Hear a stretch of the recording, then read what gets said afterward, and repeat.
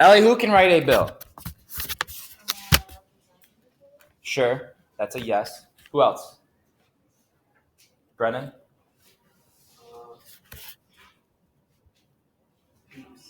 The peeps? Can anybody write a bill? Yeah, can a lobbyist write a bill? Can a staff member write a bill?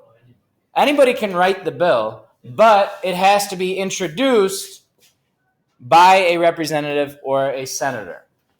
So it has to be introduced. Now, there's the except right here. Why is there this except when it comes to taxes? Charles, why is there an except right there?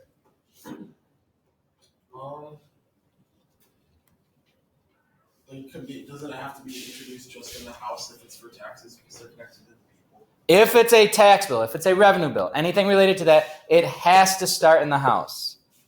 It can't start in the Senate. It has to start in the House if it's related to tax. Otherwise, there are no restrictions. It can just be introduced. Now, when you submit a bill, you just turn it into like a big folder, basically. Now it's not really as physical. I mean, a little bit more paperless right now. But you just turn it in. Then they get all this whole big stack, and then they start to distribute. What is it that they distribute to? Where's that bill going to go first? What? Somebody said back here. What? Committees. It goes to a committee. That is where we start the discussion. And when it goes to a committee,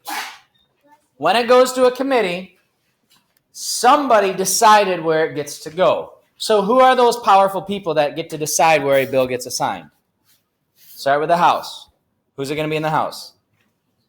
The Speaker. Then in the Senate, the powerful person in the Senate is not the Vice President. The third person down, the Majority Leader. You skip the pro tempore because they don't really do it.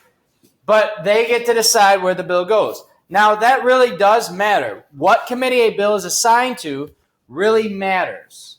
Because if it's a committee, if it's a farm bill, it's probably going to go to the Ag Committee.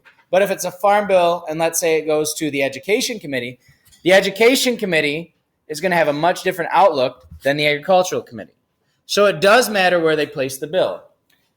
And when it gets sent to one of these committees, what type of a committee are we talking about? Of the 4 that we went through yesterday, what type of a committee? Fred, you have 4 to pick from.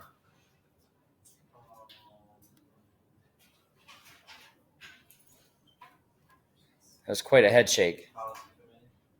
No, that was one of the 4 we talked about. The Standing Committee. It goes to a Standing Committee. These are the permanent ones. This is where it will be introduced.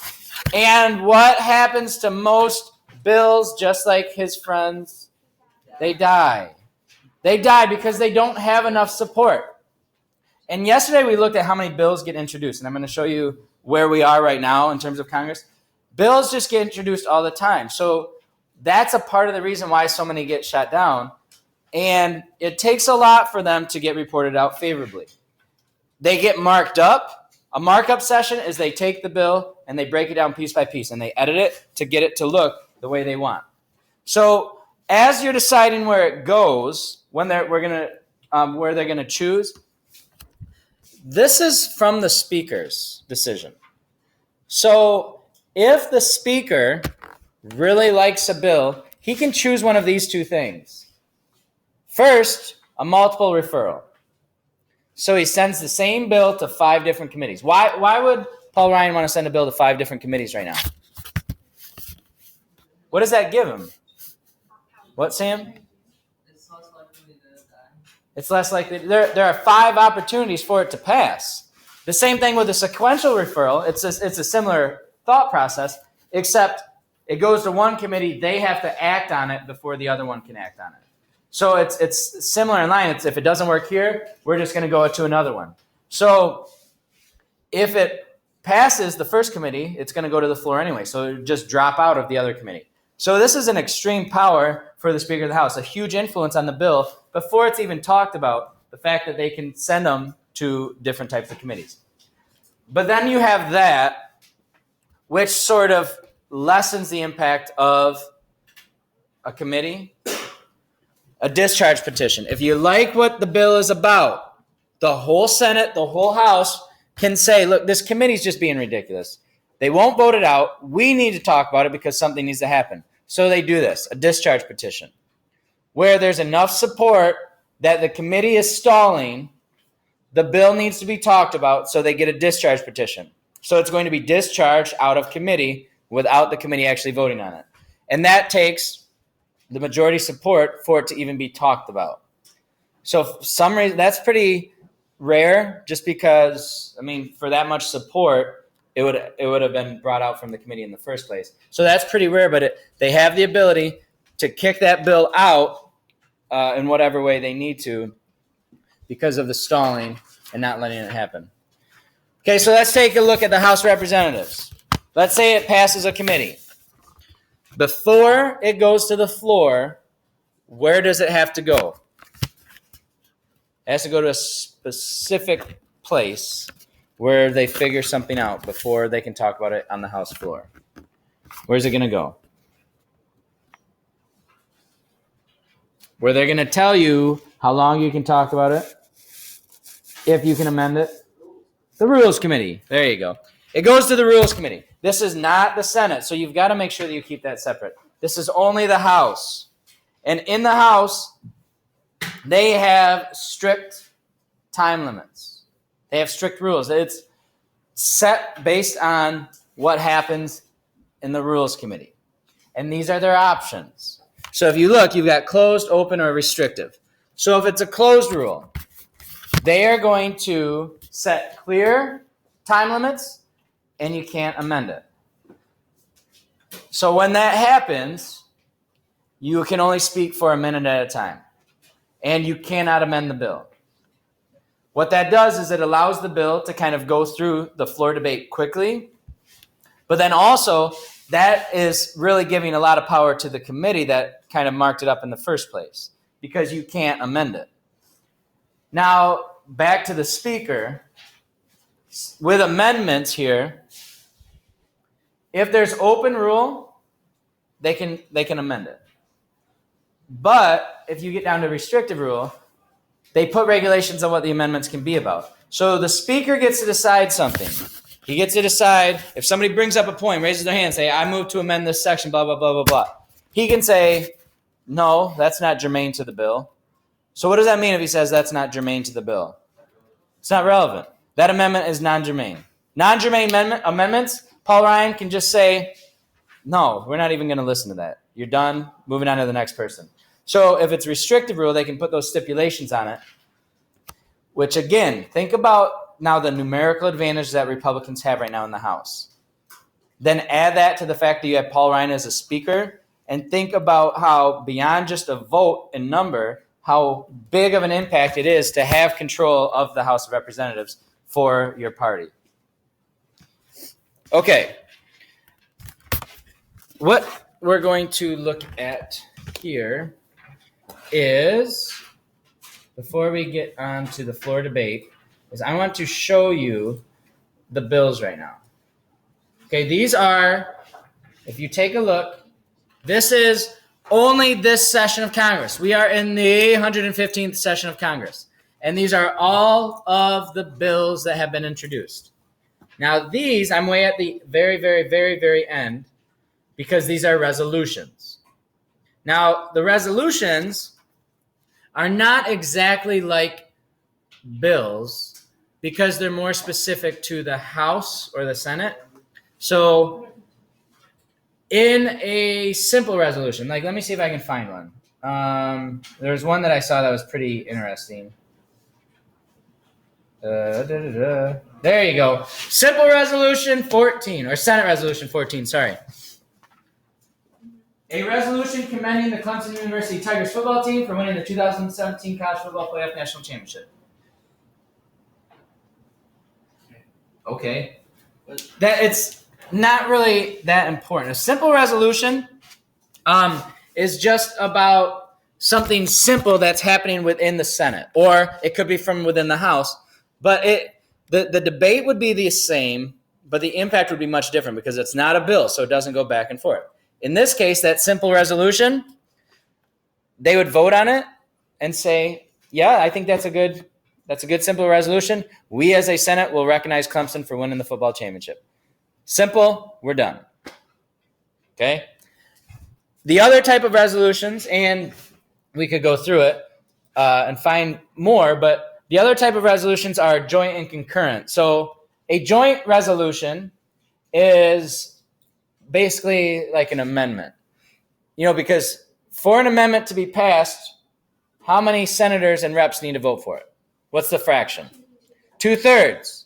That is not a bill then. So when an amendment is proposed, it can't come from House Bill 13. It would have to come from a joint resolution. So think about that. Is there really that much of a difference between a resolution and a bill? No, other than what it would be doing. The Senate resolution, after they pass the Senate resolution about Clemson winning, what happens to that resolution? It's a simple one, so what happened to it? Nothing. They said, congratulations, Clemson. For a joint one, like an amendment, that one would go to the other side and be a 2/3 vote. That'd be the only thing that they would do. The concurrent one, though, is a little bit separate. That one would, okay, it sounds stupid, but they have to vote on their rules, right? So let's say senators and reps from Michigan want a vacation day for, I don't know, for Halloween. So they want a vacation day for Halloween. So if they wanted the Capitol to close on Halloween, both the Senate and the House, they would have to do a concurrent resolution because it's a rule. It's not a law. It's a rule for how they would operate. So it would come from a resolution as opposed to a bill. So they talk about them the same, but just what they could be about and the national impact of them are obviously much, much smaller. But let's go to the beginning now. Get back to my arrow here. Or not the beginning. These are the most recent ones. You can see how many bills, just take a look at that, have been introduced. 1,408 bills or resolutions have been introduced since January 3rd. Whoa. So that is kind of what I'm getting at with they have so much on their plate, they really don't do a lot. Right here, this one was introduced yesterday. It was referred to the House Committee on the Judiciary. So who decided that it would go to the House Committee on the Judiciary? Who assigns it there? Paul Ryan.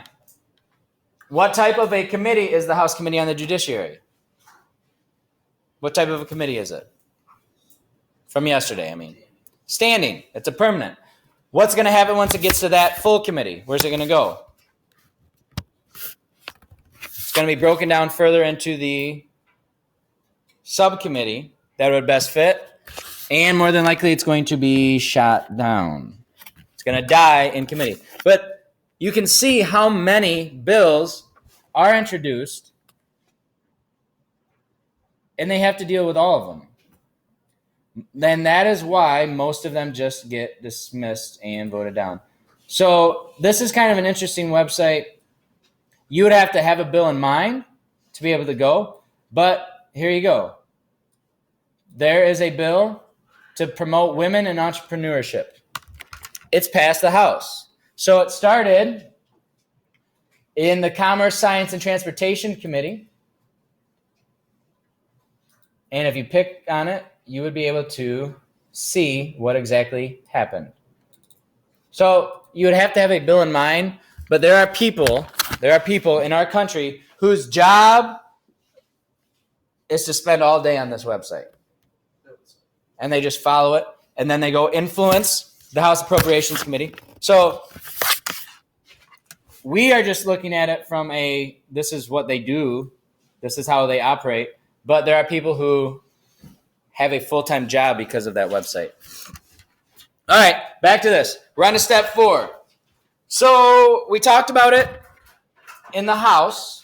Before it hits the floor in the House, it's got to take a stop in the Rules Committee. The Senate doesn't, though, because there are no rules in the Senate. And that's where we get to filibusters. So the first thing we have to talk about is cloture. Now, those of you who define cloture with a fraction, what was the fraction most of you used with cloture? It wasn't that one. It was 2/3. It was 2/3. So what that means is when cloture was first introduced by Rule 22, it was 2/3, and they were still having difficulty getting to that 2/3. So through a simple resolution, because it only impacted the House, they adjusted that to 60. Now, who benefits the most from a filibuster? What party today benefits from the filibuster? Democrats. Why Democrats? They're the minority. So for a filibuster to not work, what number of senators needs to be on the side of the Republicans? 60. There are not 60 Republicans in the Senate right now. So if they were wanting to, and they probably never would because of what it would mean, they could filibuster pretty much everything. But in doing so, they probably would not get reelected. So there's that balance. And at the same time, why don't Republicans right now? They have control of the Senate. Why don't they change the rules? Why don't they make filibusters illegal? Because what? It's fun to filibuster? I doubt that. Well, there's probably might be okay with You're doing it wrong, Mr. Hughes. and they don't have But why would Republicans not want to end filibusters? to get rid of it now and become a minority, they have no power. In 2 years, if the Senate switches, then they're in trouble. So both sides at some point will benefit. That's why you got to kind of think ahead and not just assume that you're always going to be the majority party. So you've got to be able to work on both sides. The only other thing they could do is double track, which means they would do what? What do you think double tracking sounds like? What?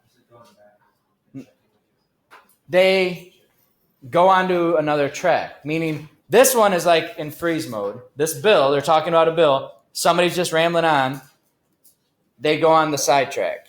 And then they start business, and then they just kind of take the detour and then keep moving. So they have options, but that bill is still going nowhere.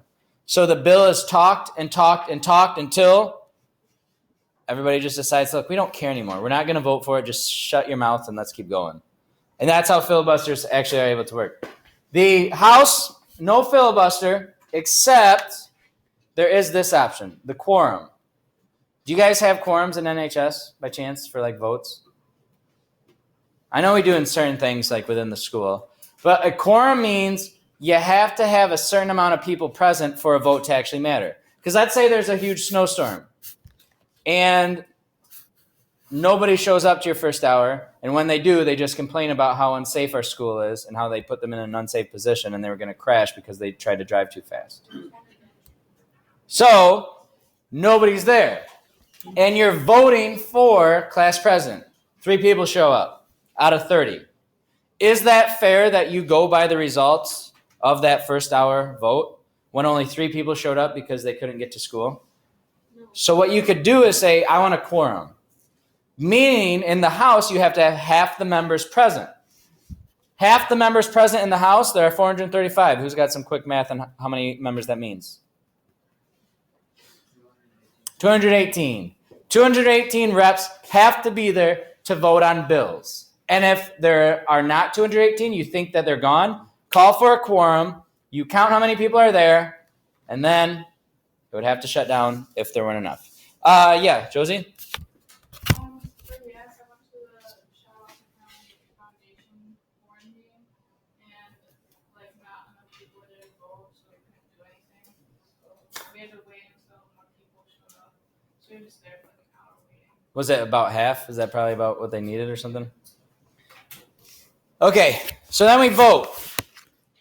House, Senate, similar. I mean, you just vote. Now, there are different ways that they can vote, and I'll show them to you on the next slide, and they're through your book as well. But they vote. If it passes the House, where's it going to go? And it's going to start over. And if it starts in the Senate, passes the Senate, it would go to the House. But let's say they make amendments. They make amendments in the House after the bill has already passed the Senate. How many different versions do you have now? So where does it meet? What type of a committee is it going to go to now? If you have 2 different versions of the same bill, both are passed, is it just going to go back and forth? Where you change it back, change it back, change it back? It would go here. And the whole point is to speed it up, to see the change actually happen, get the bill passed, because they want it to go somewhere. Where's it going to go after this? Or it passes both chambers. The president. It goes to the president. But the voting types, quickly. The voting types we have are voice, division, teller, roll call. Has anybody been to the Capitol building in Michigan? During a session, by chance? Like, probably on a field trip you might have. No? Winterfest? Oh. Okay, if they're in session and they vote, does anybody know how it works? They sit at their desks. And if you watch, most of them are on the phone, playing on their computer, not even listening to what they're voting on, because they already know how they're going to vote. It's not actually a discussion at that point. They know how they're going to vote. So they're sitting at their desk, and what do? It's time to vote. There's a minute to vote. They push a button. If it's red, that means no. If it's green, that means yes. And then their name pops up on the wall. So if you have been to the Capitol, when they're not in session, you would not actually see it. It looks like it's a painted wall, but it's an electronic board. And their name pops up, either red because they voted no or green because they voted yes. And then there's a tally for the yay votes and the nay votes. That would be based on your name attached to it. That would be a roll call. This is much more related to like small town meetings, type thing. This is basically abandoned. If it's a voice vote, that would be 100 senators. Okay, all those in favor of Senate Bill 33 that says that you can wear Hawaiian shirts on Fridays. Then everybody says, yay! That would be a voice vote. We don't do that anymore because of technology. They used to put beans in a box. White beans or dark beans. Okay? White beans were yes, dark beans were no. And that would be? That's where we got the phrase, spill the beans. That'd be this. That'd be a teller vote, where you would just walk through, submit your stuff, and then keep going on. This is good. I mean, imagine if Mr. Hacken didn't have planning during your hour of AP government. You would miss out on so much. Okay. Then, if for some reason it sounds like a lot of people don't want to wear those Hawaiian shirts, and they say nay, somebody could yell, because the majority leader said, or whoever's in charge, I guess, they were to say, the yays have it, and then somebody on the nay side's mad, you could call for division, and then at that point, instead of just yelling, you would stand up, and they would count you. These are more based on, like I said, kind of local governments, small governments, committees, that sort of thing. They are a little outdated now. The voting types are very rare. Committees would still see some of these, the yays, maybe division, but once you hit the floor, it's going to be roll call based on that electronic screen. So much different today. But if it passes both sides, we already know it's going to the president. And what are the president's options? Veto. If the president doesn't like the bill, they can veto that bill. What if they do like it? They sign it and it becomes law. If they veto it, it goes back to both the House and the Senate. And this is where your fractions come in. For an override, you have to have 2/3. So for a veto to be ineffective, what do you need today? If President Trump vetoes a bill, what do you need for an override to be effective? Think about it. I mean today, not like in a practical sense. You need obviously 67 senators, but what does that tell you you would have to have? Democratic majority. Democratic and Republican support. I mean, yeah, so, right. You would need both Democrats and Republicans. So 67 people would have to be on that side. Or, I mean, in the House, it would have to be more because it's 2/3 in the House as well. So it's very difficult to override a veto. When vetoes are overridden, it's a pretty unique thing. And some of the rare times that it happens, would be like President Nixon vetoed a lot. Congress hated President Nixon by the time he resigned. They overrode a lot of his veto. Not a lot. They overrode his vetoes pretty unanimously because they stopped supporting him as it went on. Aaliyah? So, like, what were you talking about? Like, they want to take Trump out of presidency, like somebody does. I thought you said something like that. No. No. Not that I know of. So we've got two other options. A pocket veto. Okay, the bill gets passed, goes to his desk.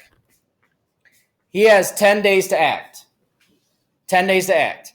If Congress is in session and President Trump does not sign his name after 10 days, the bill automatically becomes a law.